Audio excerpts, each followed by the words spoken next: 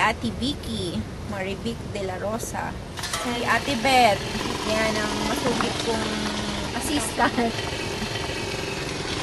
Halos lahat dito sa campus dumadayo para sa siomai. Puta ka lang, so good.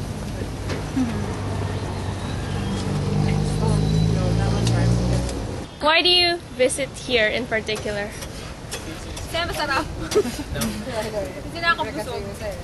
Dahil kasi bagong luto. So what do you usually order here? Siomai is real good though. Alright. The siomai. Fried siomai. I don't know. And our friend there just told us that siomai and egg is real good. Yeah. Ate Vicky, you heard that? They're from BA. Oo nga.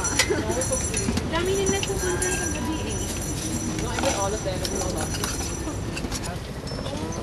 And they give you lots of sugar and whatever. And it's them.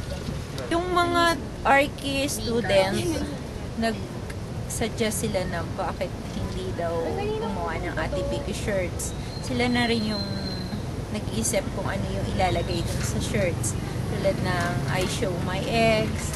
Tapos meron ding heart-shaped egg. Tapos, darling ako ni Ate Vicky, darling ka na ba niya? Tapos meron pa maraming lalabas, pang mga 5 pa raw na design. Tukol naman yun sa chicken skin. Dalawang gulay. Okay. Ayun. Dalawang gulay. Nagsimula yun dun sa isang estudyante, si Jensen. Sa ano yung tawag doon? Ano? Sa Facebook ko na for fun, ba? Page. Fan page. Fan page. Yun. Ginawa nila ako hanggang sa, ayun, dumami yung mga fans ko doon. Natitig pa rin. Kaya Michelle po yung iba.